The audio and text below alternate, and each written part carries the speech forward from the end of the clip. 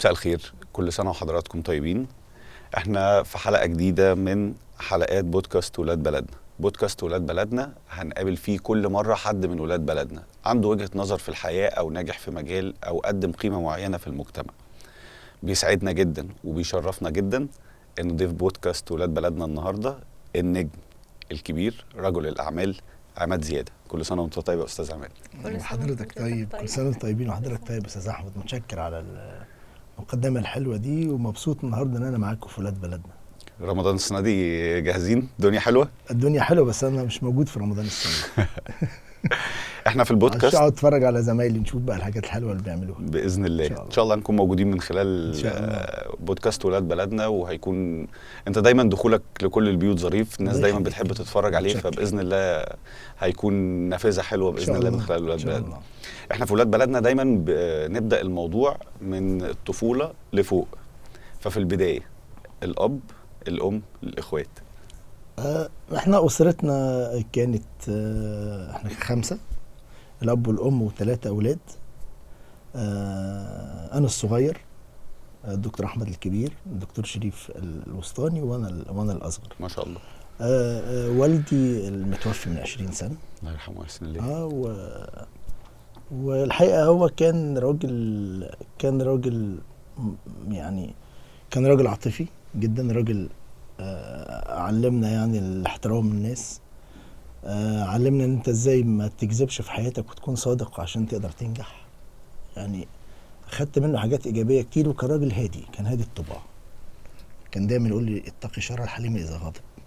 كل شويه يعني ايه لما يحاول يخوفني، يعني يقول لي انا كويس بس لو هزعل هبقى وحش. مع الهدوء ده هيبقى في مشاكل. مع في مشاكل. فهو كان راجل هادي جدا، الله يرحمه. الله يرحمه ويحسن اليه. ويحسن اليه. كان يعني ربنا على الهدوء وعلى الطيبه وعلى الاخلاق الحميده، وانا بشكره يعني وبدعي له على ده طبعا. يعني والدتي بقى هي يعني ايه، ست حازمه.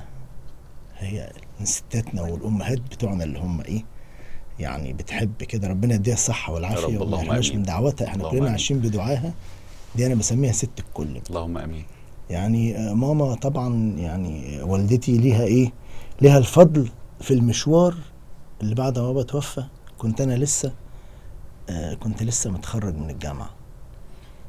هي ليها الفضل في بعد كل ده بقى. يعني عندها فطنة الحياة الطبيعية، عندها عارف الأمهات بتوعنا اللي عندهم الفطرة، الذكاء الفطري، وحازمة جدا. وده ربتنا بقى وربت ولادنا، ومتعودين كل جمعة لازم نكون عندها في البيت ونقعد معاها ونتجمع. ويعني هي ليها يعني بصمة كبيرة في حياتي أنا وأخواتي.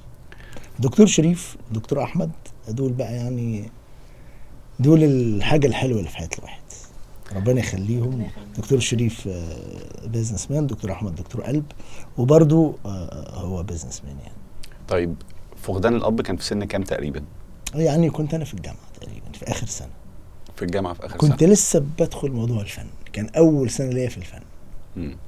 ده تقريبا في حدود ممكن 98 في حدود لا 2000 سنة 2000 تقريبا 2000 أنا بدأت فن 98.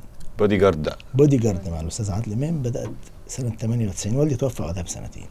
احنا هنيجي لمنطقة بودي جارد بعد كده، بس أنا عايز أكمل أكتر في الفوكس الأولاني. فقدان الأب مهما اتعوض مع وجود الأم أكيد بيسيب حتة معينة. بص انت الاب بتحتاجه في الفتره اكتر على فكره. اول ما بتخلص جامعه بتحتاج بقى الاب. اي حد فينا محتاج الاب في الفتره دي اكتر. فتره الطفوله بتكون عاطفيه اكتر. الطفوله اكتر مع الام، عاطفيه مع الام. بعد كده لما بتكبر بقى بتحتاج الاب يقول لك تعمل ايه وهتشتغل ازاي، طب ايه نوع الشغل اللي هتعمله. هو الحقيقه كان في شغل هو موجود واحنا كملناه. يعني كملنا كانت اعمال الوالد قائمه وابتديتوا تكملوا عليها. قائمه واحنا كملنا عليها. بس طبعا وفاته كانت فجأة. كانت مفاجأة لأن هو تعب 3 شهور وتوفى على طول. يعني ما كانش لها مقدمات. وكان صحته كويسة. والناس كلها كانت بتحبه والله يعني. ربنا يرحمه يعني. وكان لأنه كان راجل يعني ما بيحبش المشاكل. ما شفتش ليه صراعات في الحياة مع حد. ما شفتش مرة كان في البيت عامل مشاكل مع حد من زمايله وحد من صحابه. لا هو كان هادي جدا. وكانت الناس كلها بتحبه يعني، ربنا يرحمه. فكانت بالنسبه لي مفاجاه كبيره ان هو توفى. واشتغلنا ابتدينا نكمل على البيزنس. ابتدينا نكمل بقى مع البيزنس انا واخواتي وبدانا بقى يعني طيب. نشتغل احنا. حزم الام ده اللي كان ضروري في غياب الاب طبعا ده هل نفعنا. هل قلل الحته العاطفيه شويه؟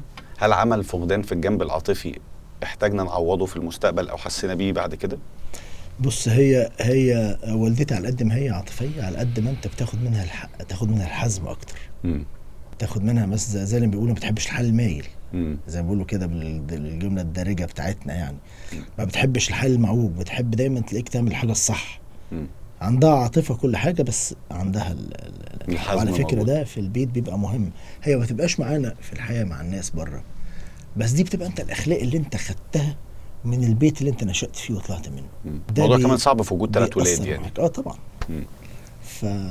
يعني وطبعا توفيق ربنا، لما ربنا يعني بيبقى بيحتاج التوفيق للناس، او ربنا يقول لك احنا بندعي دايما ربنا يدينا الذريه الصالحه. ده حقيقي.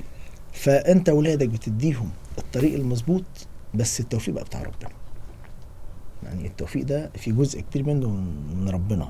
لما تبقى مامتك دعايالك كده وتبقى بتربيك على الصدق والامانه وربنا قيم معينه نشأت عليها وانت بقى بتكمل. وبعدين خلتنا لازم نحترم بعض. انا عمري ما تطاولت على اخويا الكبير، عمري ما كذا. لما نعمل حاجه لازم نشور بعض، لازم نعمل بعض على الطيبه، على الاخلاق، على احترام الناس. يعني البيزنس العائلي فضل مرتبط طبعا. يعني لا فضل مرتبط، يعني فضلتوا ك3 اخوات مع الوالده لحد النهارده. لغايه النهارده كملتوا المسيره مع بعض بدون ما تنفصلوا تمام لغايه النهارده في كل حاجه. حتى لو احنا قاعدين في البيت جنب بعض، يعني بنختار دايما قاعدين جنب بعض. الدكتور احمد اكبر كتير، هو الاكبر دكتور احمد صح؟ اكبر مني ب6 سنين، والدكتور شريف اكبر مني ب4 سنين. الدكتور احمد قدر يلعب حته الاب في بعض الاوقات؟ يعني كنا طبعا بنشوره في حاجات، وبس عشان احنا سننا متقارب شويه من بعض. احنا السن بتاعنا متقارب شويه من بعض، 6 و4 ده مش مسافه كبيره. فكان الامور دايما مشوره ما بيننا يعني. وكل واحد عنده مجال، هو كدكتور فتلاقي الرأي كده مكمل بعضه يعني. برضو اكتر واحد بقى واخد طباع بابا هو احمد. طيب هو اكتر واحد واخد طباع، هو اكتر واحد دايما نقول انت اكتر واحد واخد طباع بابا. كنت لسه اسال حضرتك، لو حضرتك بتشوف ان حضرتك خدت من والد حضرتك او والده حضرتك؟ لا، انا واخد من والدتي ولا واخد من والدتي. انا برضو احب الحزم، واحب في الحياه يعني ايه، يعني الشغل والاجتهاد والاعتماد على النفس، وان انت توصل للهدف بتاعك. ويعني ده واخده من والدتي اكتر. واحمد واخد الطيبه من بابا، واخد منه الهدوء، واخد منه طيب شريف واخد من الاثنين بقى، ميكس بين الاثنين. ميكس دايما كده ايه. ده بقى يعني ده ليه قيمه كبيره عندي. رمانه ميزان. رمانه ميزان. ربنا يديم عليكم يا رب اللمه باذن الله. طب بعد دور الاب والام والاخوات بيجي هنا بقى دور الزوجه. ايوه اولاد. ايوه حبيبي. ايوه بقى. ايوه ف ايه هم الزوجه والاولاد؟ الزوجه هي بصي، انا الجواز بتاعي كان زي ما بيقولوا جواز باختيار. يعني ايه، هي انا زوجتي هي بنت خالي في الاساس، قريبتي. وانا كنت يعني ايه، وانا عشان كنت في الوسط فكنت حابب اتجوز من بره الوسط ساعتها. انت اتجوزت وانت في الوسط؟ وانا في الوسط. حب صالونات ولا عن حب؟ صالونات. صالونات، والحب جه بعدين يعني. لا يعني انت مرحله الجواز دي بعد ما دخلت الوسط الفني؟ بعد ما دخلت الوسط الفني حوالي 4 سنين او 5 سنين. يعني نقدر نقول في سن مثلا ال 24 انا خطبت 2003 واتجوزت 2006. قعدت 3 سنين خطب. وانا دخلت الفن 98. من 98 ل 2003 حوالي 5 سنين تقريبا.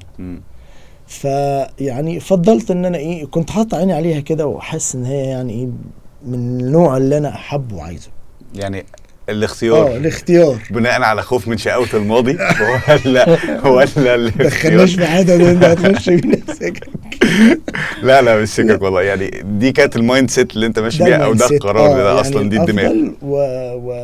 يعني محتاج حد يكون بعيد عن الحياه برضو بتاعت الفن، فيها زخم جامد وسهرات وحاجات. فكنت عايز البيت يبقى مستقر تماما، يبقى بعيد شويه عن بعيد عن الاريا دي خالص. يعني مش بعيد خالص، بس يعني لا، هي كانت بتيجي معايا بعد كده لمناسبات، اعياد ميلاد، حاجات. لا كان مش منفتحه يعني وكل حاجه، بس قصدي ايه، ما يبقاش عندها نظام شغل نفس الطريقه بتاعتي. طيب جواز الصالونات قدر يتطور لحب؟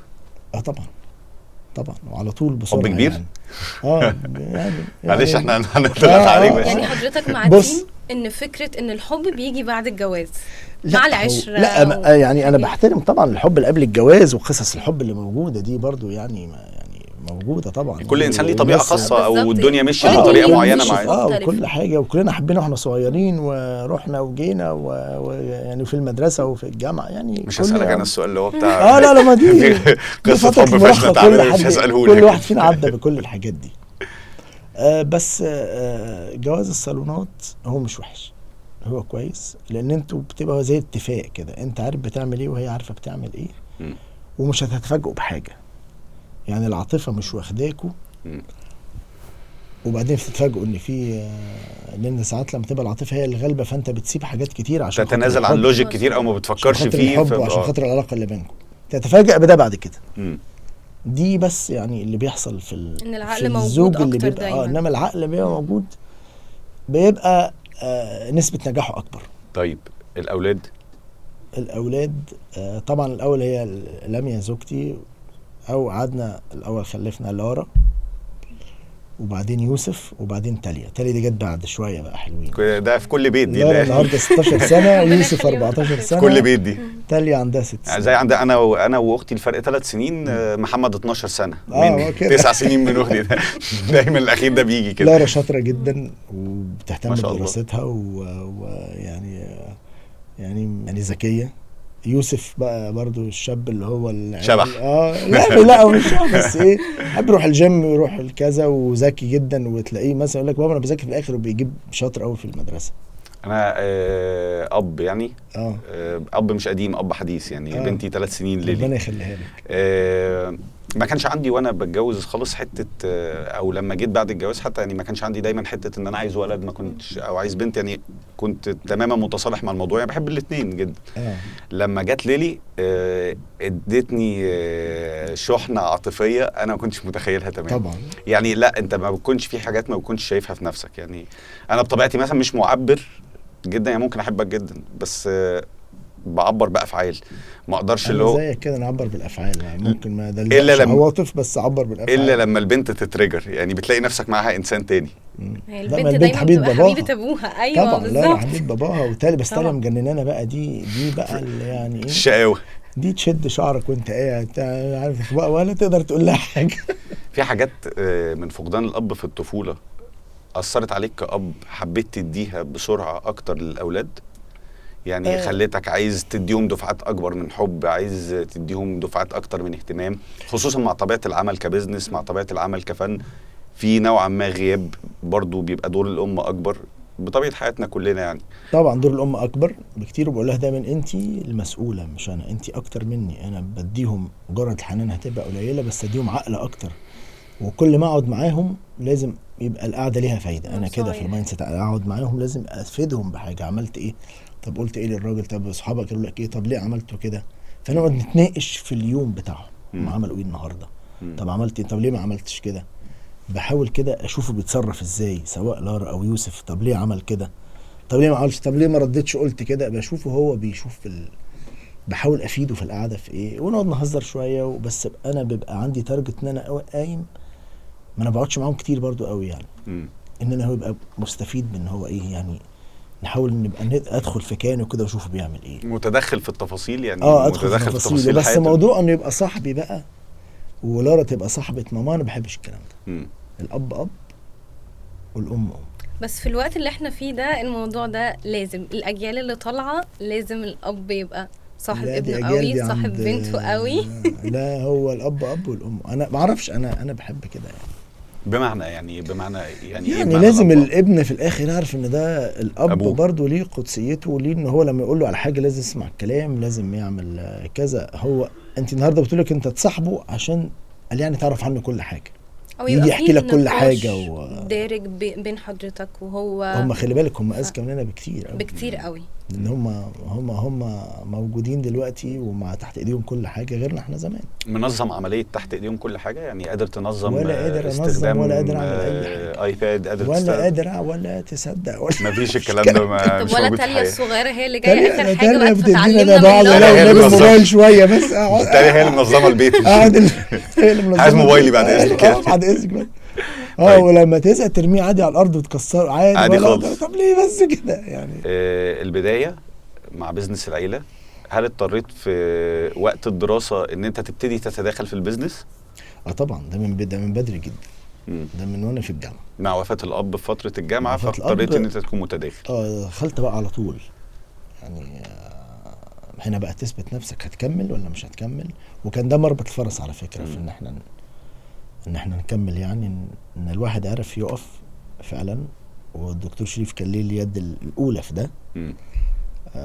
هو اول واحد يعني مسك زمام البيزنس، لان هو اخويا الكبير، وحطينا ايدينا في ايدين بعض والمركب مشيت. والمركب مشيت. طب حضرتك كنت حابب ان حضرتك تدخل في الفاميلي بيزنس، ولا خلاص حضرتك كنت اوريدي عامل لنفسك ان انت حضرتك عايز تدخل مجال الفن على طول واضطريت ان انت تدخل الفاميلي بيزنس؟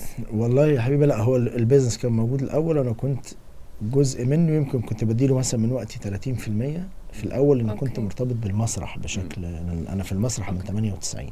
لسه احنا هنتنقل بقى ما انا بقول لك بس في البدايه يعني. ما ده برضو البدايه، ده الفاميلي ده البيزنس بتاع الاسره اللي لازم الواحد يكون فاعل فيه. ما ينفعش بقى يبقى يقول ماليش دعوه، لا انا بحب هنا، ويبقى يعني يبقى عنده انانيه شويه في نفسها في الحياه. انا كنت شايف ساعتها دي انانيه شويه. طيب الفن في حياتك ابتدى بدافع ايه؟ يعني هل كنت حابه اصلا من وانت صغير ولا على سبيل الصدفه ابتديت؟ لا كنت حابه جدا وانا صغير. احب الغنى، كان نفسي اعمل حاجه، نفسي امثل، بس مش حابه. تحب الغنى اكتر؟ لا احب التمثيل طبعا. تحب التمثيل؟ قمص حاجات اعمل. كنت اقعد اتنطط على الكنبه وانا صغير، يعني اعمل حاجات واعمل كده. يعني انا من الناس المعتقده يعني او الناس المقتنعه ان كل حاجه بيبقى لها اشارات من بدري، يعني بتلمس في نفسك حاجات من بدري. طبعا. وحتى لما بتكبر بتوصل لحاجه معينه بتبتدي تماتش او تربط الحاجات دي بافكارك وانت صغير. ده اللي حصل تحديدا لما كبرت شويه وخلصت جامعه. انت طبعا عايز اعمل الحلم بتاعي بقى. انا عايز اروح للمنطقه اللي انا بحبها دي. عايز اشوف. فكنت قاعد، الموضوع بدأ ازاي بقى. هو كان يوم فاصل في حياتي في الموضوع ده. كنت قاعد بتفرج على حاجه مسرحيه اسمها جزيره القرى في التلفزيون. جزيره القرى كان اخراج كانت معموله في الهناجر، اخراج مسرح الهناجر. امام المخرج الكبير دلوقتي، وكان زمايلنا ايامها تامر عبد المنعم وخالد سرحان ممثلين دلوقتي طبعا كل التحيه يعني ليهم. كل التحيه ليهم طبعا. فانا شفت الشباب دول بيعملوا المسرحيه دي جديد، فكانوا في الحوار في التلفزيون بيتكلموا عنها. فانا شدني جدا ليه وهم في سني، فليه ما بقاش مع المجموعه دي وليه كذا. فانا لا، انا هسعى واروح ادور عليهم اشوف هم فين، ولازم ابقى من الكرو بتاع المجموعه دي. هم كانوا كذا واحد، دي كانت بدايه الشراره. وفعلا بقيت ادور اشوف استاذ عادل امام قاعد فين، وبقيت اروح له واشوف هو قاعد فين بقى واستناه. وقلت له انا عايز لما قابلته قلت له انا عايز امثل معاك. دي بدايه اول مقابله بدايه خالص. كانت في بنت السلطان، كان في مكان في بنت السلطان في المهندسين، كان بيقعد فيه بعد ما بيخلص تصوير مع اصدقائه. فانا قابلته هناك، فقلت له انا شفت رامي وانا عايز امثل معاه. فشفت الشباب وانا نفسي ابقى جزء منهم، وكنت لسه بقى صغير. قال لي طيب رامي في الدور الرابع، اطلع له يا عماد هنا في العماره على طول كده. حلوه الحته بتاعت على طول كده دي. على طول حلوه الحته بتاعت على طول. انا اتفاجئت ان هو حصل قبول يعني هو طبعا كل التحيه والتقدير طبعا الزعيم الاستاذ الكبير الزعيم عادل امام، يعني اللي هو من معتقداتي برضو. يعني في ناس تربعت كده بشكل معين، الاستمراريه شيء اساسي. لكن انا عايز اخدك لحته برضو واحنا بنعدي على الزعيم عادل امام، طبعا كل التحيه والتقدير. انا في اعتقادي دايما ان المبدع عنده حته انه بيساعد الناس. ما هو ده اللي حصل. يعني انت لو مبدع حقيقي او موهوب حقيقي هتكون قادر تساعد ناس كتير. مظبوط. لو انت وليد الصدفه او لو انت طفره ملهاش اساس، فهتكون خايف او هتكون شخصيتك دايما خايفه من المنافسين. فانا عايز اسمع عن الحته دي في العلاقه بالزعيم. لا الكلمتين دول صح جدا اللي انت قلتهم، يعني فعلا التحليل اللي انت قلته ده تحليل حقيقي. اللي عنده ثقه في نفسه واللي عنده فعلا جواه موهبه حقيقيه ما بيخافش من يعني دايما جزء من النجاح في كاريرك نفسه الى جانب جزء انت قد ايه مظبوط بعد ما ابتديت تمشي في كاريرك ربيت كوادر او حطيتها على الطريق. فاعتقد ان ده دلوقتي موجود بنسبه اقل، وكان موجود قبل كده يعني بنسبه اكبر. طبعا يعني مثلا الاستاذ عادل امام قدم ناس كتير، يعني الاستاذ نور الشريف قدم ناس كتير، يعني ناس كتير محسوبه، جيل كامل محسوب على الاستاذ عادل امام هو اللي قدمه. فالناس دي فعلا كانت بتقدم ومخرجين الايام برضو، الايام الممثلين الكبار كان في المخرجين برضو بيقدموا ممثلين لا كتير. انت تسمع عن القصص زمان، يعني انا بس مش متذكر القصه كانت مع مين بالظبط، بس يعني هتلاقي مثلا ان الراحل الكبير حسين الامام كان بيصيف في منطقه فشاف حد على البحر فقال له هو الوش ده او هو ده انا هعرف اطلع معاك. الاستاذ عادل امام ليا بالظبط قال لي طيب على طول حس ان في حاجه. طلعت عند الاستاذ رامي الرابع لقيته طالع. طب حضرتك ما تهزتش اللحظه لما لقيت لا كان عندي لما شفته يعني ساكن عندي كده تصميم، فهو بيشوف بعيني على طول ده. لا هي اللحظه انا ربطت فيها خلاص منه ولا لا كليك حصل انا ماسك فيك بس فقال لي انت هتمثل معانا شخصيه، ما بقتش مصدق. قال احنا بدنا مسرحيه بودي جارد وانت هتمثل معايا اول حاجه. طبعا طرت من الفرحه بقى خلصت بودي جارد، وكنت فاكر هيقول لي مثل او قول لي مشهد، اعمل لي مشهد. مفيش الكلام ده. هو بيبقى عارف، الشباب شوف الشاب كده بيبقى عارف ده هي يعني ليه وجهة نظر وشايف وشايف نظر طبعا بعينه جايبه ده هيطلع مزبوط. منه ايه. مظبوط. بدأت الدنيا مع بودي جارد. دخلنا في حتة الدراسة في التمثيل ولا الموضوع مش الموهبة واثقلناها بقى مع الوقت؟ المسرح اللي اثقل. انا قعدت 12 سنة في المسرح. 12 سنة بنعرض كل يوم. 12 سنة عرض بودي جارد. بعد يوم الثلاث اجازة. تخيل 12 سنة. ال 12 سنة بتوع المسرحية ابتدى يجي طبعا بنسافر وبنروح وبنيجي. احنا عرضنا من سنة 98 لغاية 2010. ما شاء الله. المسرحية اتصورت 2010. فترة بودي جارد ال 12 سنة ابتدى يجي فيها حاجات تانية؟ بس ما كانش يتخلى لها حاجات كتير، لان المسرح كان واخد كل الوقت، وكان اي مخرج مثلا يعرف انت في المسرح لا امين مع الزعيم عادل امام، اذا انت وقتك عارف ان انت عندك التزام قوي بحاجة. الساعة 7 لازم تكون هناك. انا شغالك 3 ساعات في اليوم، فبيتجنبوا شوية الناس اللي كانت. بس طبعا ده فرقش معانا ان احنا كنا مع الزعيم، فما كانش فارق معانا تروح اي حته وتمثل مع اي حد. انت هنا انت في الان خلاص، عايز ايه تاني؟ ما وقفتش، ما حسيتش في مرحله في 12 سنه عرض المسرحيه مشارك فيها؟ طبعا العمل جنب الزعيم ده متعه اكيد، ان انت كل يوم معاه، كل يوم بتتفرج وثقل على المسرح، خبرات كبيره، كانك دخلت الجامعه ودخلت معهد الفنون. يعني هو كان معهد فنون، وكان المعاهد كلها جامعه فن معاك. لا انا اخلاق والتزام، ويعلمك ازاي تشتغل وازاي تعمل، ازاي تحترم المهنه، ويعلمك المهنه ايه. ما حسيتش في مرحله في ال 12 سنه ان في رتابه او مونوتون في الحياه انت عايز تكسره، او ان الموضوع خد معاك وقت اطول؟ طبعا لا. اصل هو ايه اللي بيفرق في المسرح؟ ان الجمهور متجدد كل يوم. انت كل يوم بتشوف ناس جديده بتقعد في الصفوف، فده اللي بيخليك قادر تستحمل. يعني كل يوم اليوم بيومه، ومره عندك ضيوف، مره عندك ناس تتفرج، ناس فنانين جايه، فكل يوم عرض بيومه. وبعدين كنا بنسافر كتير، المسرحيه كانت بتسافر كتير بقى. احنا سافرنا حوالي 14 دوله. عرضنا المسرحيه براهم، فكان على طول في زخم. وكان طبعا مسرحيه عادل امام بيجي لها ناس من كل مكان. فتلاقي مره سياسيين ومره كذا، وما تروح سوريا تلاقي بتعرض قدام الرئيس، تروح المغرب بتعرض قدام الملك. فانت على طول كنت في كان في اكسبوجر كبير للحياه طبعا. بجانب الفن يعني طبعا. وجودك جنب الزعيم هيخليك تشوف مدارس اكتر، افلامه اللي كان بيعملها ساعتها. كنا بنروح معاه بقى العروض الخاصه، بنشوف النجاحات الضخمه اللي انا مثلا يجي 10 افلام مع الزعيم، رحنا كل الافلام وشفنا ازاي الاستاذ بيتقابل وازاي الفيلم بينجح. لا كنا في خضم حياه، كنا لسه صغيرين. فانت كنت 10 سنين قاعد مبهور بمناسبه بقى الزعيم والعلاقه الوثيقه مع الاستاذ وحيد حامد. طبعا الله يرحمه. هل كان في علاقه بالاستاذ وحيد؟ كنت بشوفه طبعا، شفته كتير وقعدت معاه كتير طبعا. الله يرحمه، ده استاذ كبير واستاذ جليل ومفكر واديب كبير يعني.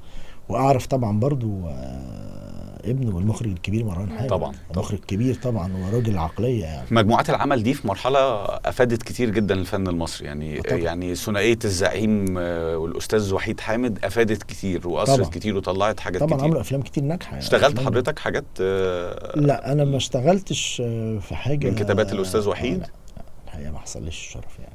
طيب التطور من بعد بادي جارد؟ بدأت عملت مع الأستاذ عادل إمام فيلمين 3. عملت أول حاجة أمير الظلام.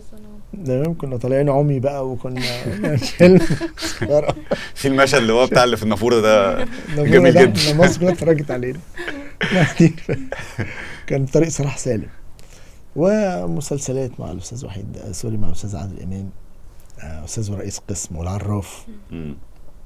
والاستاذ بقى طبعا يوسف معاطي كان ليه طبعا في مشواري برضو يعني الحقيقه من الناس اللي دفعتني والناس اللي ساعدتني جدا وليه فضل عليا الحقيقه يعني. لازم الواحد دايما يذكر ينسب الفضل لاهله. طبعا يعني جنب الاستاذ عادل امام هو ايقونه. احنا كلنا كنا بنشتغل في السفينه دي، بس في ناس مثلا كانت تدعمك مثلا زي الاستاذ يوسف معاطي، ويعني بوجه له التحيه من هنا. كان برضو ليه في مشواري طبعا الاستاذ يوسف. طبعا استاذ جليل كان وعامل مع الاستاذ عادل 20 فيلم تقريبا ومسرحيات وحاجات يعني. طيب انا اسف يعني يا حبيبه يعني علشان انا في تداعيات كتير بتيجي في الفلو اللي احنا ماشيين فيه ده، في حاجات بتتفتح لي يعني. احنا ماشيين بالشريط من الطفوله كده لقدام. انت بتقول حاجه حلوه دلوقتي، بتقول ان انا انسب الفضل لاهله. طبعا في معاني في بعض الاوقات بتغيب او ما بتبقاش موجوده. في البعض ممكن يشوف ان انا لما انسب الفضل لاهله، لا انا عايز ابقى انا الظاهره، انا اللي طلعت لوحدي، انا اللي لا يعني انا اللي كافحت في مشواري، ماشي. ما هو انت الواحد كافح وكل حاجه، بس وانت في رحله كفاحك في ناس وقفت جنبك وامنت بيك ودعمتك وشافت ان انت من حقك ان انت تاخد فرصه. وفي ناس شافت ان انت مش عادي يعني. فانت لازم الناس اللي شافت فيك ان انت ممكن تعمل حاجه وممكن تنجح وممكن تبقى، الناس دي لازم ما ينفعش حد ينساها من مخيلته وينسى وقفتهم جنبه يعني. ده حقيقي. هو ده الفضل. انت قابلت ناس كتير في حياتك، في ناس وقفت جنبك وناس لا. طبعا يعني الناس دي بتبقى انت جواك بتبقى شايل لهم فضل من جواك يعني. لما بتلاقي مناسبه ان انت تشكرهم ده ما يبقاش غلط ابدا يعني. ده حقيقي.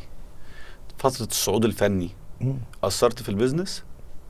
لا اعتمدت اكتر على الاخوات والوالده وفي فتره من الفترات؟ لا انا يعني الحمد لله ربنا كان بيدي الواحد الطاقه ان هو يقدر يصحى بدري، يروح شويه الشغل البيزنس يقعد فيه 4-5 ساعات، وبالليل انا كنت انا اللي قاعد مع والدتي. كانت قاعده لوحدها. الموضوع ده بقى كنت انا اللي مهتم بيه، لان هي اللي بقت قاعده لوحدها. شريف من يعني استقل في بيت واحمد استقل في بيت، فبقيت انا لسه في الاول قبل ما اتجوز يعني. اتجوزت في 2006 وقعدت 6 سنين قعدت مع والدتي 6 سنين انا اللي معاها في البيت لوحدي. فكنت شايل يعني كنت حابب ان دايما ما احساش بوحده يعني. طبعا هم كانوا كلهم بيقعدوا معاها على طول وبيجوا لها، وبالذات اخويا الكبير احمد كان قاعد جنبها وشريف، بس انا كنت مقيم في نفس البيت. طب حضرتك عرفت تعمل التوازن ده ازاي بين البيزنس بتاع اقول لك حاجه لو سالتني فن ان حضرتك تبقى مقيم؟ حضرتك يعني خطبت كمان في الفترة دي تقريبا. فحضرتك عرفت تعمل ازاي التوازن الرهيب؟ انا عايز اجاوب كذا واحد سألني عايز اجاوب حته معاك في السؤال ده. عايز اجاوب حته معاك في السؤال. يعني انا في وجهة نظري الانسان لما بيحب او لما بيحب اللي بيعمله، يعني انا دايما بشوف ان من اكبر النعم في حياتي ان ربنا او ظروفي او الوضع اللي انا طلعت فيه او اي مكان خلاني اقدر اعمل كل حاجة بحبها. فدي لما انت بتوصل لحتة ان انت قادر تشتغل اللي بتحبه باختيارك، حبيت البيزنس او بتحبه مشيت فيه، حبيت الفن، بتحس ان انت 10 بني ادمين في بعض. يعني بدل ما تدي 24 خلاص كل حاجة. لا بجد والله يعني قادر تدي 48 ساعة في ال 24 ساعة، متنازل عن نوم، متنازل عن راحة، متنازل. الصبح انام الساعة 7 الصبح، اقوم الساعة 11 انام 7 الصبح تاني بجد. ومستمتع قايم اقعد من 7 انام من 7 ل 10 11 اقوم تاني. وكنت لسه بقى الواحد بقى لسه صغير، فكان عندك الطاقة وعايز تنجح هنا وعايز تعمل ده كويس وعايز يتقال عليك ان انت قادر تشيل العبء هنا وقادر تنجح هنا وقادر تبقى في البيزنس عالي برضو ليك كيانك وجودك. كان عندكم تحدي انتوا كثلاث اخوات ان انتوا جواكم ننجح حته البيزنس. اللي خلف ما ماتش يعني يعني كان في دافع يعني دايما ان احنا هنكمل خط؟ طبعا كان في دافع الاول من الكيان اللي عمله الوالد ان انت تكمل عليه، وان انت برضو تثبت نفسك في الحياه، ان انت عايز اكون انا برضو. عايز اكون انا وتحقق ذاتك وتبقى كويس وتبقى طيب وتعيش كويس وتعمل. دايما انت بتبقى في دماغك ان انت عايز توصل لنجاح بحيث تأمن حياة كويسة. الشرارة الأولى الزعيم عادل إمام، طبعا مرحلة استمرت 10 سنين في عرض بودي جارد، وبعدين اتنقلنا لمجموعة من الأفلام مع الزعيم. مظبوط. ده كان خلال المرحلة بتاعت المسرح على فكرة. نفس مرحلة شاركنا، ابتدينا نشارك فيها في أفلام الزعيم. يعني ضمن الكرو اللي شغال حواليه دايما. مظبوط. ده كان لغاية 2000 زي قلت لك 2010 2011. بعد كده ابتدينا نظهر بشكل جديد، أو ابتدى يحصل تحولات، أو مرحلة الإنسان كل فترة بينتقل لخطوة جديدة، بيحصل نضج معين. مظبوط. فابتدينا من الخبرة الكبيرة من الزعيم مع عادل إمام، المدرسة أو الجامعة اللي دخلناها في الفن، بداية الشفت بعيدا عن الزعيم، او مش بعيدا عن الزعيم يعني مش خروجا من عباءة الزعيم، ولكن بداية بقى بروزة اسم عماد زيادة اللي بطلب بره الاريا اللي انا اشتغلت فيها ال 12 سنة اللي فاتوا. مشيت ازاي؟ بص انا بعد الشغل ده رحت المنطقة، عملت في 2016 انا في الاربع سنين دول اشتغلت برضو مع الزعيم عملين 3 كده من 2010 2011 لغايه 2016. العراف واستاذ ورئيس قسم كانت في الفتره دي. استاذ حبيبه، لا حبيبه كمذاكره، دي موسوعه ما شاء الله. لا متعبه. لا الزعيم كمان كنت بستنى اعماله من رمضان لرمضان بجد. بالزبط. لازم بالظبط. هي المرحله كانت كده، ما كانتش الاعمال كتير. يعني ما كانش هنا في الفترة دي ما كانش الشغل يعني ما عملش الريتم ابتدى يهدى 3 4 أو 5 أدوار في الفترة دي. وبعدين عملت مسرحية اسمها أهلا رمضان. دي كانت 2016 مع النجم محمد رمضان. كانت إنتاجي. قلت أشوف موضوع تجربة إنتاجية في المسرح اللي أنا حبيته من الأول وطلعت فيه. وما فيهوش برضو انتاج يعني بشكل، يعني الدراما انتاجها موضوع تاني. لكن المسرح هو مش لازم يكون عندك كرو كبير، وخاصة انا فاهمه. كنت عايش فيه بقالي 12 سنة. فعارف الموضوع بيدور ازاي. وانا راجل عندي خلفية بزنس، الاعمال وبزنس، ففاهم مع ان انا قعدت في المسرح 12 سنة فحسيت ان انا ممتلك الموضوع واقدر بالظبط كده. وليد صبري، كان الاستاذ وليد صبري صاحب المسرح. طب محمد رمضان اتقابلت انا وهو عند يوسف معاطي. انا صدفة بالصدفة. بالصدفة. بقينا اصدقاء جدا. وتعرفنا على بعض، وقال لي ما تيجي انا بعمل مسرحية، ما تيجي نعملها سوا على مسرح على مسرح الهرم. فقابلت وليد صبري عنده في المكتب، وقعدنا اتفقنا على المسرحية، وقلت ايه والله ما اخوض التجربة. انا بحب المسرح جدا وكذا كذا، ويلا. محمد كان قايم عامل الأسطورة، عامل ابن حلال، وكان ايه طالع من نجاح قوي طبعا. كان نجم لامع قوي في الفترة دي. ده ذكاء برضو انك تستثمر حالة معينة حصلت يعني. بالظبط. وبقى في ما بينه وبين محمد حالة صداقة قوية، وهو شخص على المستوى الإنساني بتنعكس على فكرة. يعني دايما لما بيكون في كيمستري بين اتنين في الحياة بيبان على الشاشة جدا او بيوضح جدا. بالظبط. انت ماشي واحدة خالص. يعني احنا ماشيين شهر تقريبا دلوقتي. من المحطات بقى. اتفضل. فكملنا، عملنا المسرح. عملنا المسرحية وقعدت 3 سنين. اشتغلت 3 سنين. كانت تجربة ناجحة. مع محمد بقى فيها مسلسل أسطورة. تعرفت بقى في المسلسل على المخرج محمد سامي. أستاذ محمد سامي طبعا. كل التحية طبعا والتقدير للأستاذ الكبير محمد سامي، وكل التحية والتقدير للأستاذ محمد رمضان طبعا. يعني ملك الدراما دلوقتي. لا هو حالة تاتش هو بيغير اي حاجة طبعا. كل سنة بنستنى المسلسل بتاعه، ايه اللي هيفرقع، ايه مزبوط. الحاجات اللي فيه. طبعا اخر حاجة مع حضرتك السنة اللي فاتت امل افوكاتو. طبعا. يعني تاتش محمد سامي على عماد زيادة كان تاتش كبير. اداك اختلاف، اداك ابعاد اكبر، اداك عمق اكبر. طبعا. يعني لا اشتغلنا بقى بشكل تاني خالص. بقى بدأ بقى يبقى فيه ايه، يعني بتشوف الواحد بشكل تاني بقى، بدأ يبقى فيه عمق بقى في التمثيل، وبقى فيه يعني بعد الدور بتاع الأسطورة مع محمد رمضان، وبعد كده عملنا برضو مسلسل تاني، عملت مسلسلين مع محمد رمضان، وكان محمد كنا صداقة كبيرة جدا يعني، ومحمد كان ليه شعبية جارفة وكان ليه نجاح جامد جدا في الشارع ما شاء الله. خدت بالك يعني، شفنا الفن من زاوية تانية بقى. طب انا عايز اسالك سؤال مهم. المسرح مع الزعيم عنده جنب ارتجال، لكن في توقعي يعني او من اللي انا فهمته ان دايما الارتجال، حتى الارتجال لازم يكون منظم. طيب انت جيت من باك جراوند مسرح، لما جيت تشتغل الدراما ولما جيت تشتغل طبعا تجربة السينما مريت بيها برضو مع الزعيم، فكان في النقلة الناعمة موجودة، قدر يدخلك من الجو ده للجو ده. بعدين ابتديت تتنقل للدراما. مظبوط. حصل اختلاف كبير، يعني قابلت صعوبة في النقلات من مسرح لسينما لدراما. هي خلي بالك الدراما بدأت، كان الأول كانت الأفلام هي اللي كانت واخدة الشارع كله من 2010 لغاية 2015. أساسي الجماهيرية الأفلام، كانت الأفلام هي اللي في الموضوع على فكرة. وكان الأستاذ عادل إمام من الناس اللي حولوا الدفة للدراما.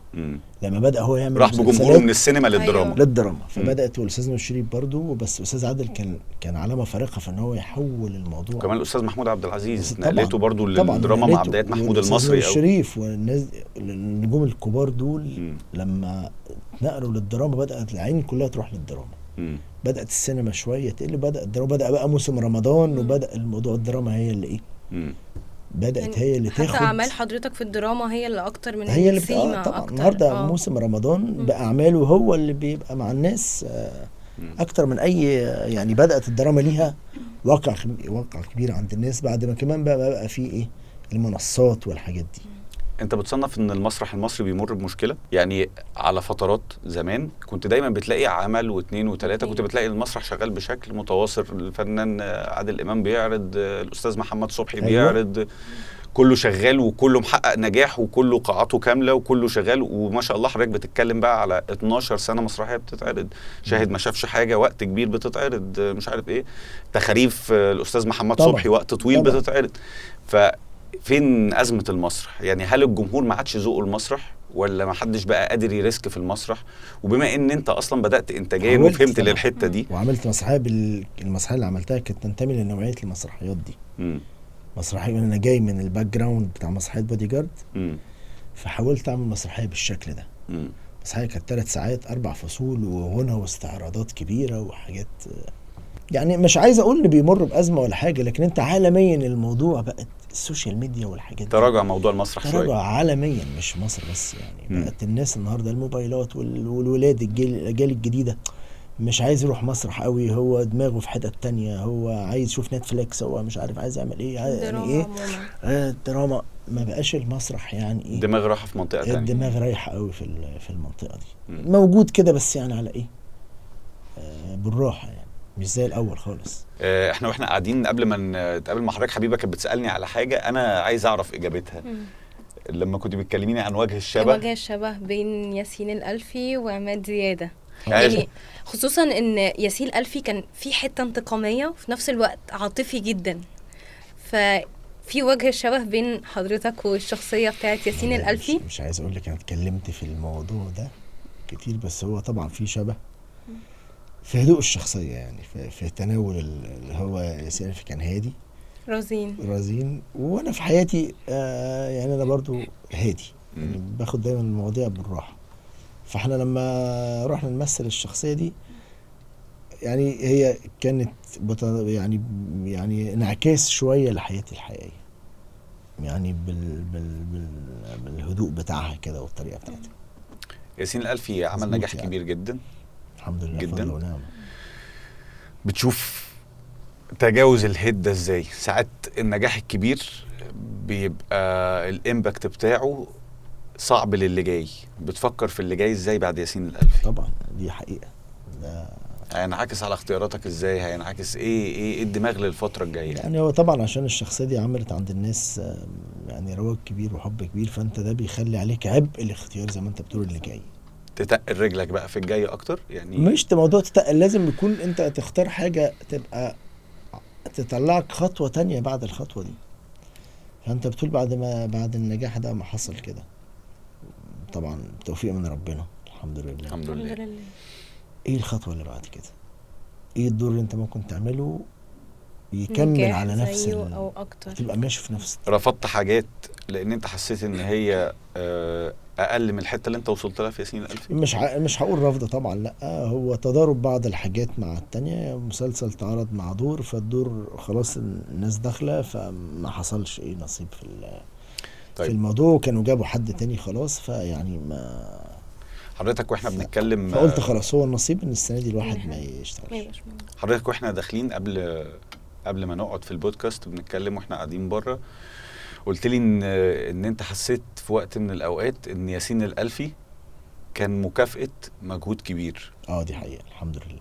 كلمني عن الفكرة. يعني انت عشان الواحد بقاله 20 سنة مثلا في 98 لغاية 2024 كام سنة، فترة طويلة جدا، فانت مريت بحاجات كتير وانت في مهنة الفن، فربنا بيجيب لك كل مشوارك ده وبيروح. لازم يجي لك فترة اشتعال كده، اللي هو يعني بيحصل لك الوهج من دور. في كل ممثل تلاقي كده في حياته دور هو اللي ايه عليه هايب كبيرة، هو اللي عمل علاقة بينه وبين الجمهور. خلاص خدت بيه ختم النسر زي ما بيقولوا، في ان انت ايه خلاص بقيت مع الجمهور، عندك خلاص الجمهور اتعرف عليك بشكل كبير. خلاص هو يعني كان عندنا الدور ده في الحته بتاعت ياسين الألفي، الحته دي يعني طيب. خلاص عملت ده، كان جواز المرور اللي بينك وبين الجمهور بشكل كبير. ياسين الألفي هيرجعني، انا اسف حبيبي، ياسين الألفي هيرجعني لحاجه تانية. يعني العلامه الفارقه اللي انا مستنتجها في الحياه ان انت في كل مرحله من الحياه في تعاون او في شخص كنت قريب منه، الكيمستري او التواصل بينكو او التفاهم بينكو ادى لحته حلوه. احنا مرينا على دور الام، مرينا على دور الاخوات، مرينا على دور الزوجه، مرينا على الزعيم عادل امام، مرينا على الفنان محمد رمضان. حاسس ان احنا ما توقفناش شويه عند العلاقه بالاستاذ محمد سامي طبعا. راحت بيكو لفين او كان تاثيرها بقى عليها؟ طبعا لازم كنا هنتكلم بالظبط. الاستاذ محمد سامي طبعا عملت معاه 4 أعمال او 5 أعمال فارقه، كانوا في اخر 5 سنين ليا في التطور الاداء بتاعي في التمثيل. كان بدايه من مسلسل اسطوره، وبعد كده ولد الغلابه ولؤلؤ ونسل الاغراب، ونهايه بنعمل افوكاتو. ايه المختلف في محمد سامي كمخرج؟ يعني ايه المختلف في حاله محمد من هنا لهنا؟ يعني انا في الدور بتاع نسل الاغراب كان دور صعيدي، وكان دور بعيد خالص عن الدور الاخراني اللي هو بتاع ياسين. متداخل في التفاصيل يعني جدا.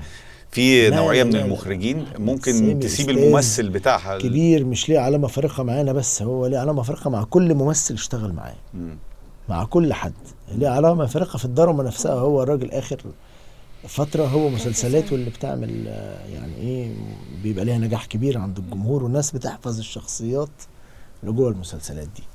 فانا بوجه له الشكر وبوجه له بقول له انت مخرج كبير، وان شاء الله اعمالك اللي جايه كلها دايما ناجحه باذن الله، واي حد يتشرف انه يشتغل معاك. اخر حاجه بنعمل افوكاتو كان نزل كوميكس كتير طبعا قوي عن ياسين الألفي، ان البنات بتتمنى ياسين الألفي في حياتها. طب زوجة حضرتك بقى رايها ايه في الموضوع ده؟ يعني كانت فتره يعني صعبه جدا. الناس كلها كانت يا رب ياسين الألفي في حياتي، في البيت ما بنزلش. طبعا يعني، بس هي فاهمه عشان هي معايا من زمان، وزي ما قلت لك هي منفتحه معايا على الوسط، الظروف بتاعت الوسط، وبتروح معايا الحاجات، فعارفه يعني ايه دور بينجح لفنان، وان حب الجمهور اللي في الشارع ده هو حب للشخصيه.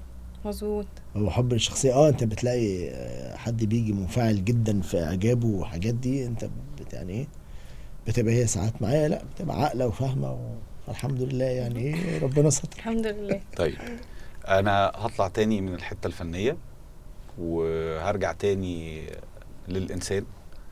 بتشوف إن إيه أكتر حاجة ممكن تكون فيك أزعجت اللي حواليك أو بتزعجهم، ومين أحسن حد بيتعامل معاه؟ أزعجتهم إزاي يعني ممكن تكون عصبية، ممكن تكون توتر قبل شغل، ممكن تكون طبيعة معينة في حاجة. يعني ممكن ده تقوله في الأسرة أكتر. ما بالظبط ده اللي أنا أقصده، يعني الدايرة المحيطة بعماد زيادة في حياته، بالأسرة، بالعيلة، الأسرة. بص أنا يعني أكتر حاجة بحبها الالتزام، عشان من صغري الواحد يعني الحمد لله التوفيق اللي جه من عند ربنا جه من الالتزام، لأن ربنا رب قلوب. لما بيلاقيك راجل ملتزم بيبقى بس عايزك تشتغل شوية وهو هيديك الباقي. هيديك الباقي. انا اوفقك، بس لازم اشوف منك ان انت عايز تشتغل وان انت ملتزم فعلا وان انت يعني عندك فانا بحب التزامك متعب. بحب ده في ولادي وبحب ده في مراتي. تلاقي ده دايما ادخل اقول لا دي ليه دي مش معموله يعني ايه. بتلاحظ كل التفاصيل، حاجه المظبوطه او بتاع تفاصيل شويه. لان هقول لك حاجه، اللي بيفرق البني ادم من التاني شويه التفاصيل، الديتيلز الصغيره، التفاصيل ده بيفرق النجاح من بيت لبيت، من اسره لاسره، من شخص لشخص. هو شويه الديتيلز اللي هم عند الواحد اللي بياخد باله منهم. كل ما كنت انت مهتم بالديتيلز شويه كل ما ممكن بتفرق خطوه في اعلى شويه. على الناحيه التانية بقى اكتر ميزه اللي حواليك سعداء بيها، متساهل، بحب اضحك، بحب اهزر، بحب ساعات اتنمر على حاجات كده يعني واحنا قاعدين يعني قافش نلطف بحب الهزار جدا يعني. حلو جدا. بما اننا طيب في الحته الانسانيه، دايما بشوف حضرتك مع الهضبه عمرو دياب. طبعا ده الهضبه يعني بقى، ده طبعا اكيد شخص العشره معاه. طيب حضرتك مقرب منه؟ طيب ده حاجة من طبعا الوسط القريب من حضرتك قوي. طبعا دي حاجه تشرفني. الهضبه عمرو دياب ده راجل يعني مؤسسه نجاح. مظبوط.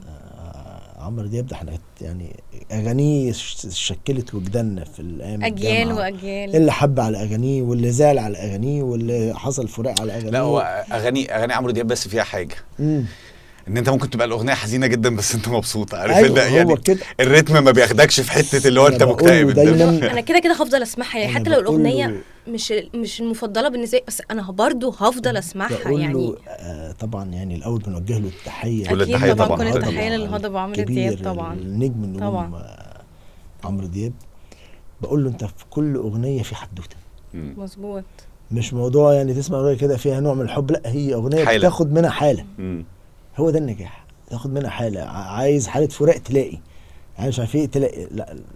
لا في كمان منطقه صوته يعني صوته بقى كمان بيغني. لا يعني هو ممكن صوته بيأثر فيك. بنحب نسمع الصوت، تسمع صوته وبيحكي لحدوته الاغنيه بالزبط. لا انا في حاجه ممكن مش عارف اشرحها بس هي موجوده بقوه في عمرو دياب. يعني ممكن تلاقي مغني رايح في المشاعر قوي، انت كراجل لا دي مش طريقتك عن التعبير في المشاعر. لا عمرو دياب ممكن يعبر عن مشاعر عميقه قاسيه جدا، بس اللي هو انت كراجل يعني عادي مبسوط وقادر تقولها. وبيعرف مش جرحك في حاجه يعني مش مضايقاك يعني. وبيعرف يدي الكلام المظبوط اللي جوه بالظبط. خدت بالك يعني تلاقي الاغنيه بس بتدي المشاعر وبتدي وتوصل الرساله الصح. طيب يعني عايزه حاله حب بتلاقي حاله حب مظبوطه قويه، حاله فراق، حاله انت عامله فيها مش عارف ايه بس تلاقي بقى عارف عنده كل حاجه. بمناسبه المشوار بتاعه فيه كل. بمناسبه عمرو دياب في حاجه مؤخرا اللي هو الصوره اللي نزلت مع عمرو مصطفى. طبعا الفنان عمرو مصطفى موقفه الانساني معاه مش طبعا بعيد عن هضبه فنان ونجم كبير يعني. اللقب ده ما جاش من شويه طبعا. هو لما والاول بتمنى كل الشفاء، كل الشفاء طبعا، كل الشفاء. على فكره صديقي الفنان عمرو مصطفى هو اللي عمل الاغاني بتاعته، الالحان بتاعته كمان رهيبه، بتاعت اهلا رمضان.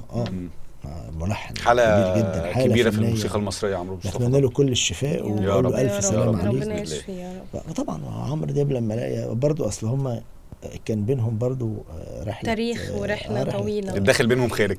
فتلاقي برضو في الحاجات اللي زي بيبان بقى الفنان، بيبان حجمه، بيبان ونزل له بوست وقال له الف سلامه يعني. الناس كلها كانت مستغربه الموضوع جدا. دول الفنانين الكبار اللي عندهم ما تلاقيش لا زعل ياخدوا للاخر ولا حاجه تاخدوا للاخر.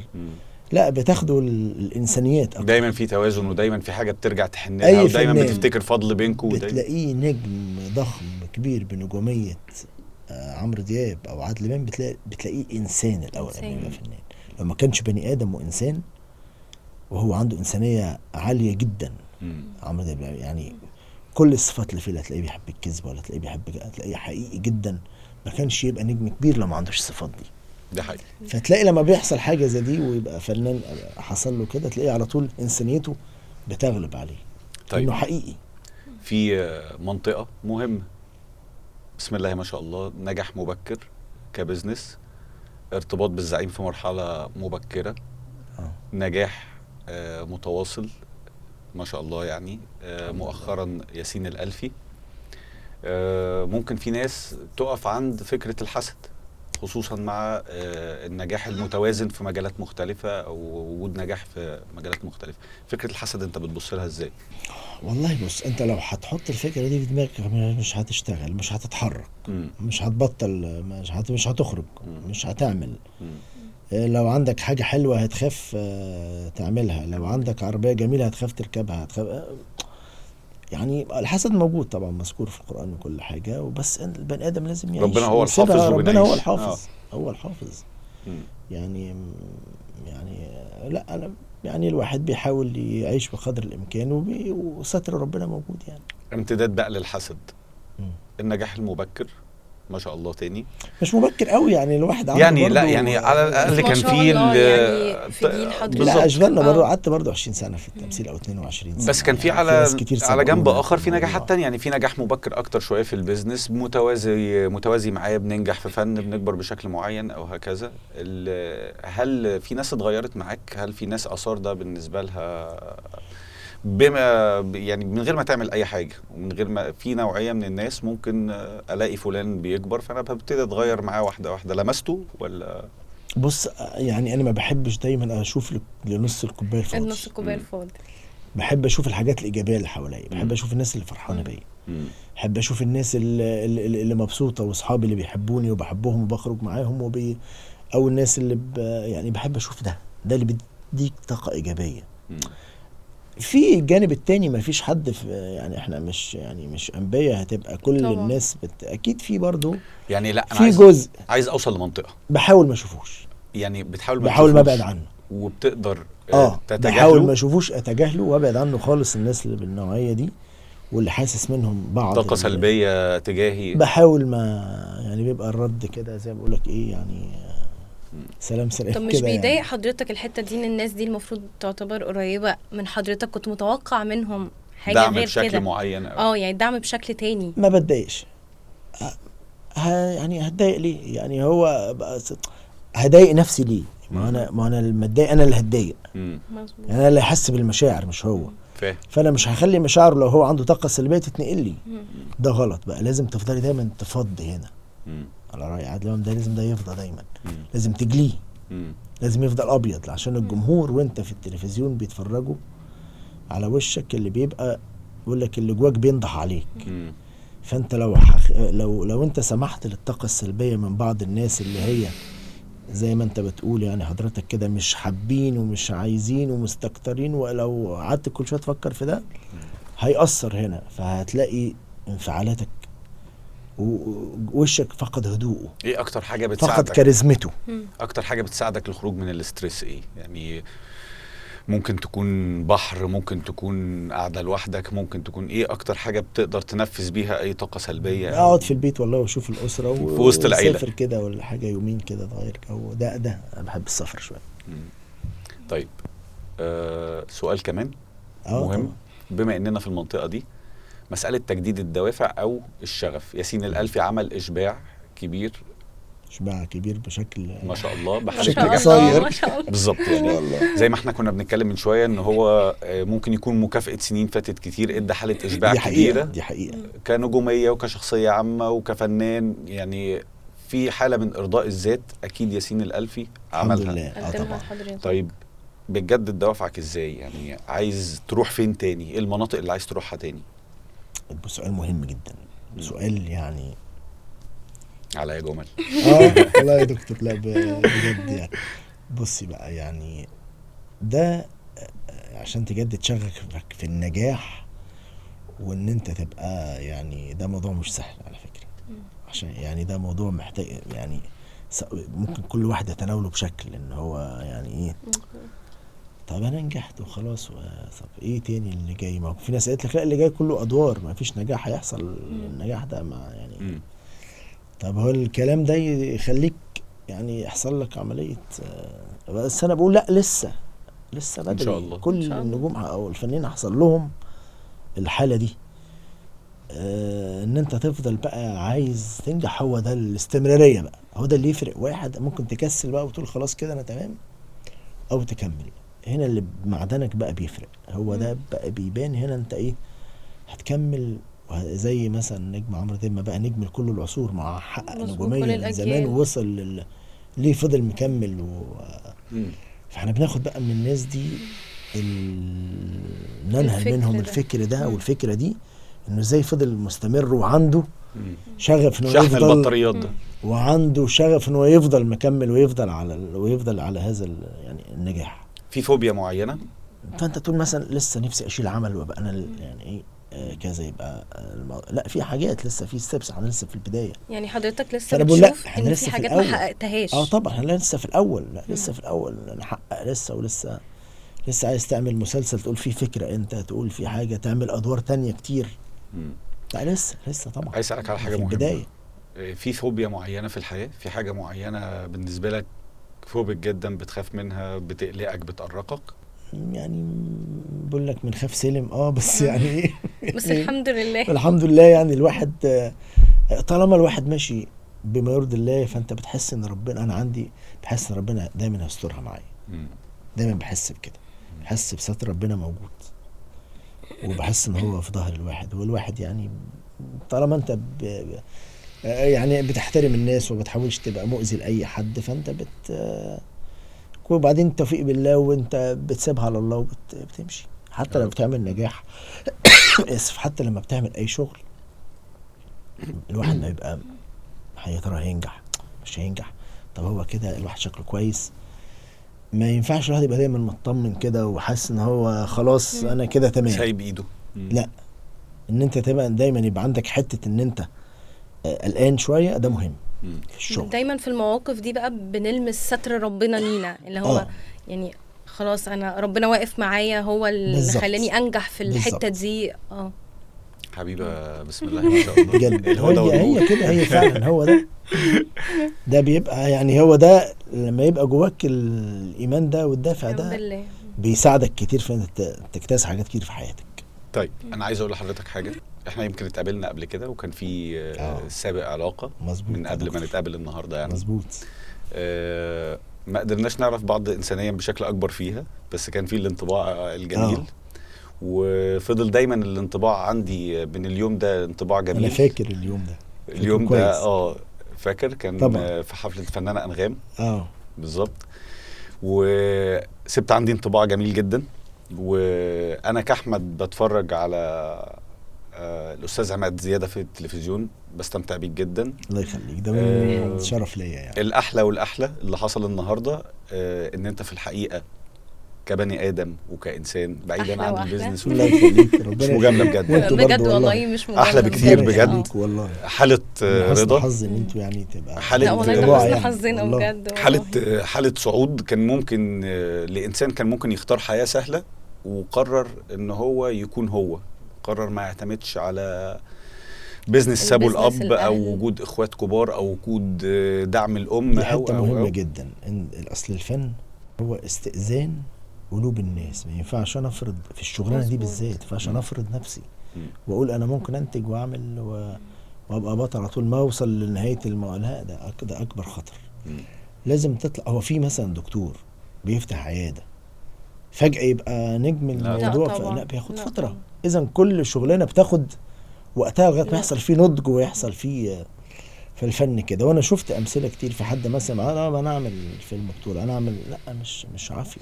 انا عايز اسال سؤال كمان. لازم تحس ان الناس بتقول لك يلا اتفضل، انت لازم تخبط على قلوبهم كده، تقول لهم ممكن تحبوني. انا قلت الكلام ده في كذا مكان فبحب اقوله يعني دايما. احنا النهارده البودكاست اسمه ولاد بلدنا. احنا مبسوطين ان انت من ولاد بلدنا. ربنا يخليك. كانسان قبل اي حاجه، قبل الفن، قبل البيزنس، احنا استمتعنا بيوم جميل. بس في حاجه برضو بمناسبه بلدنا انا عايز اسالك عليها. ربنا يحفظ بلدنا يا رب. اللهم امين يا رب. بتشوف حبك لبلدك ازاي؟ وبتشوف ايه الادوار اللي ممكن تكون ليك في دعم البلد دي؟ وبتشوف الدنيا بعين ايه للبلد دي رغم كل الصعوبات ورغم كل احنا مؤمنين بمرحله يعني طبعا. ومؤمنين بوضع معين. لا بلدنا الحمد لله محفوظه. احنا الواحد لما نشوف للمنطقه اللي حواليك لازم يكون عندنا ثقافه، ان احنا نشوف ازاي الدنيا عايشه وازاي ان احنا بلدنا واقف على رجليها في وسط كل الصراعات والتحديات اللي حوالينا دي، بفضل قيادتها الحكيمه وبفضل والله بجد كل يعني التحيه والتقدير انا طبعا. بقول لهم لفخامه الرئيس التحيه والتقدير لفخامه الرئيس السيسي، وهو شايل البلد دي على كفه والله بجد. وكل التحيه للناس اللي فهمت الدور ده بشكل مبكر وفهمت يعني طبعا وقدرت تقف للدور ده. مسؤوليه مش سهله، مسؤوليه كبيره، بلد كبيره، مصر بلد كبيره، فعشان يعني توقفها في وسط انت يمينك بايظ وشمالك بايظ وتحتك بايظ والصراعات حواليك من كل ناحيه، وتبقى انت واقف كده في وسط النار دي كلها ببلد زي دي كده، وبلد مش سهله. فلا طبعا يعني انا عندي اصدقاء من كل حته بقول لهم هو البلد الوحيده اللي ما اتدمرتش احنا الحمد لله احنا البلد الوحيده اللي ما اتدمرتش بفضل جيشها حامي البلد وحافظ على البلد دي. وهقول لك حاجه، في ناس مش عاجبها الكلام ده يعني في ناس مش عاجبنا احنا واقفين على رجلينا كده وماسكين نفسنا وعندنا فربنا يحفظنا يا رب ويحفظ بلدنا وتفضل دايما كده. ايه احنا ما عندناش غير الوطن. انا بقول ده حقيقي.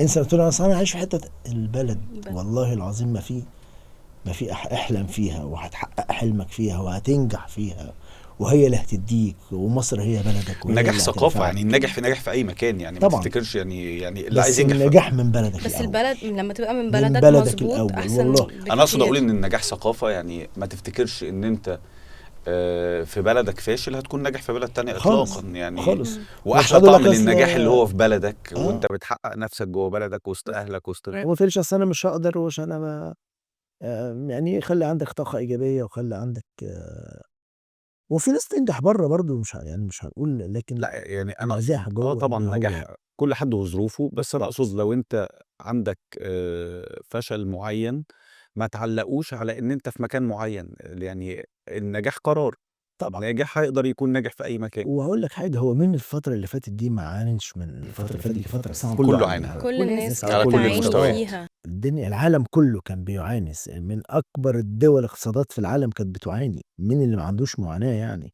احنا مش هندرس دماغنا في الرمل يعني ونقول لا المعاناه عالميا، العالم بقاله فتره اقتصادات تعبانه والناس كلها بتئن بس انا لكن احنا نحمد ربنا على ورغم ذلك عندنا تنميه هنا فظل الموج العالي ده وانت كده، فده يعني فضل ونعمه. انا دايما مقتنع بمناسبه الكلام عن البلد يعني ان دايما الانسان بيبقى محظوظ ان يكون له كبير، فكره الكبير في الحياه طبعا. فاحنا زي ما مرينا على الفكره بتاعه البلد وفكره الوطنيه وفكره ده كله، البلد دي كانت محظوظه جدا ان يكون كبيرها خلال طبعا المرحله الصعبه اللي عدت بيها فخامه الرئيس عبد الفتاح السيسي. طبعا تحمل على كل عاتقه التحيه الكثير وكل التحيه وكل التقدير. باذن الله بنقول حائط الصد بتاعنا والله العظيم، حائط الصد اللي احنا كلنا احنا بنقول له ما تخافش احنا وراك، لا ده هو بيقول لنا ما تخافوش انا وراكم. دي الكلمه اللي صح والله بجد. بيكتب كل الخير لحضرتك وللبلد يا رب ويديله الصحه والعافيه وان شاء الله نعبر ونبقى باذن الله نبقى احسن واحسن ان شاء الله. انبسطنا جدا جدا. انبسطنا بحضرتك جدا وبيكوا وبولاد بلدنا، وربنا يكتب لكم النجاح انتم ان شاء الله، يعني حاجه واعده جدا بجد. ربنا يخليك. لازمه حضور واداء شيق وسلس كده وحاجه جميله. انت نورت الدنيا يا استاذ عماد، وهنبقى طماعين بقى علشان القعده كانت حلوه. لا قاعدين 5 ساعات هنطمع فيك كتير بقى. اتشرفت بيك، كل سنه وانتم طيبين. كل سنه وحضرتك طيب. ميرسي لحضرتك علينا وعلى كل المصريين يا رب باذن الله. الف شكر ميرسي لحضرتك. شكرا لحضرتك. شكرا.